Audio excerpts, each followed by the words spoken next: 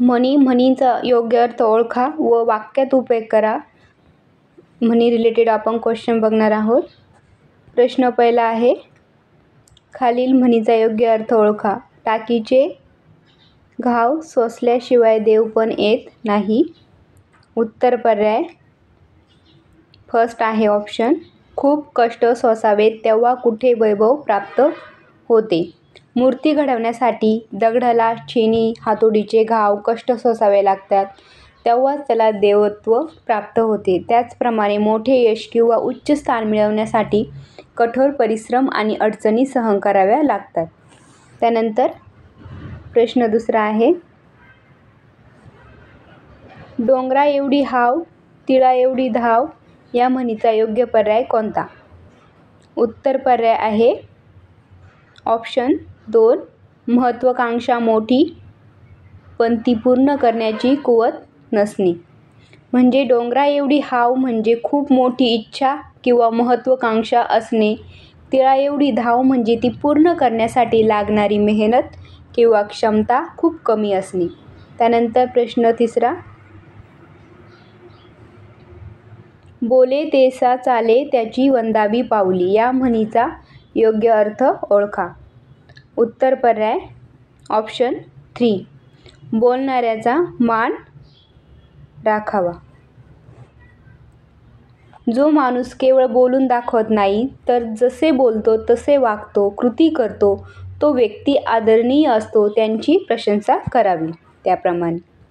त्यानंतर प्रश्न चौथा,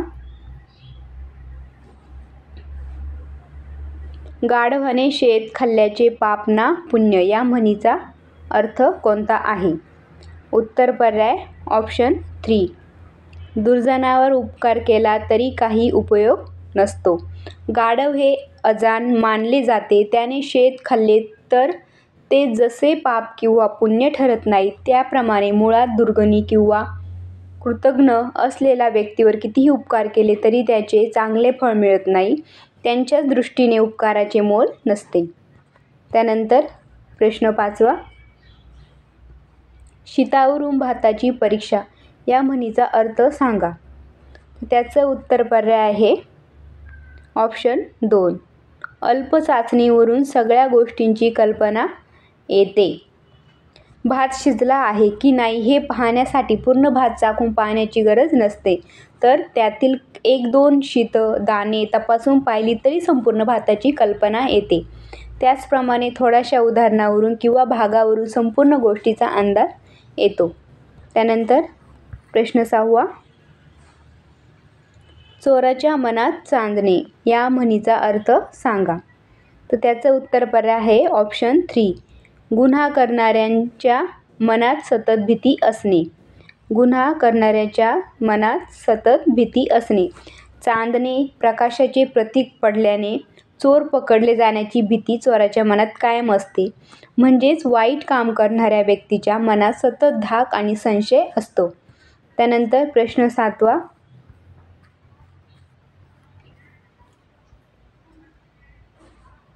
परिस्थितीनुरूप वागणूक बदलली पाहिजे हा अर्थ स्पष्ट करणारी म्हण कोणती?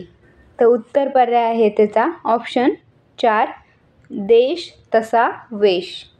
जसा देश, जागा, परिसर किंवा परिस्थिती असेल तसा वेश, वागणूक, पोशाख किंवा पद्धत स्वीकारली पाहिजे. म्हणजेच बदलत्या परिस्थितीनुसार आपल्या वागण्यात आणि कृतीत बदल करणे आवश्यक आहे. त्यानंतर प्रश्न 8, म्हशीची शिंगे ही म्हण पूर्ण करा. त्यात उत्तर पर्याय आहे ऑप्शन 4, म्हशीला जड नसतात.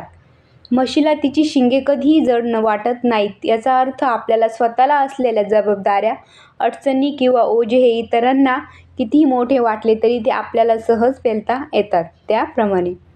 त्यानंतर प्रश्न 9, आधीच अडचणीत असताना त्यात अजून भर पडणे ही अर्थ सांगणारी म्हण शोधा. त्यात उत्तर पर्याय आहे ऑप्शन 3, एकादशीच्या घरी शिवरात्र. एकादशी हा उपवासाचा दिवस असतो आणि शिवरात्र हा महाउपवासाचा दिवस असतो. म्हणजे आधीच एका उपवासाच्या दिवशी त्यात आणखी कडक उपवास करण्याची पाळी येते. याचा अर्थ आधीच असलेल्या अडचणीत आणखी भर पडणे. त्यानंतर प्रश्न 10. खालील म्हणीचा योग्य अर्थ ओळखा. पिकते तिथे विकत नाहीत. त्याचं उत्तर पर्याय आहे हे ऑप्शन 2.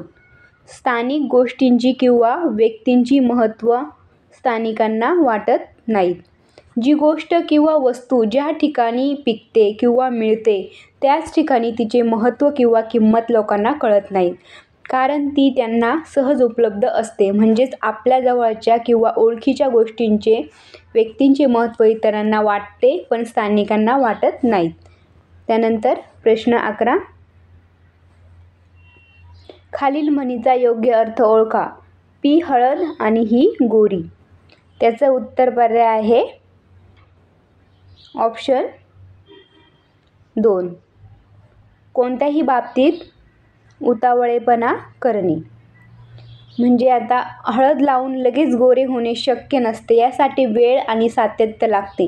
म्हणजे कोणताही परिणाम लगेच दिसण्याची किंवा कोणतेही काम तात्काळ पूर्ण होण्याची अपेक्षा करणे हा उतावळेपणा आहे. त्यानंतर प्रश्न 12. कावळ्याच्या शापाने गाय मरत नाही या म्हणीचा योग्य अर्थ सांगा.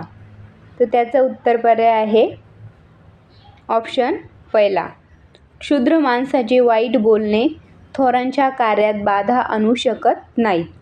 कावळा हा क्षुद्र प्राणी मानला जातो. त्याच्या शापामुळे वाईट बोलण्याने गाय महत्त्वाची वस्तू मरत नाहीत. म्हणजे सामान्य क्षुद्र किंवा दुर्बळ व्यक्तीच्या बोलण्यामुळे थोर किंवा शक्तिशाली व्यक्तीच्या कामावर कोणताही परिणाम होत नाही. त्यानंतर प्रश्न 13.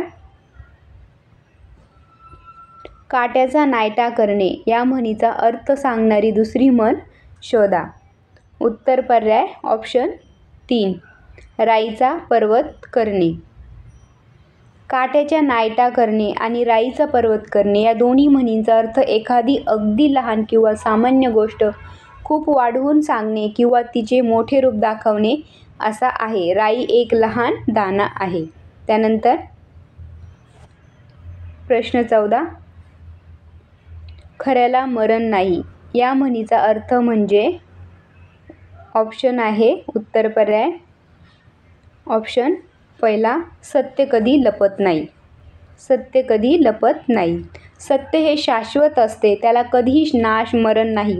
म्हणजे सत्य परिस्थिती कितीही दडपण्याचा प्रयत्न केला तरी ती एक ना एक दिवस उघडकीस येतेच.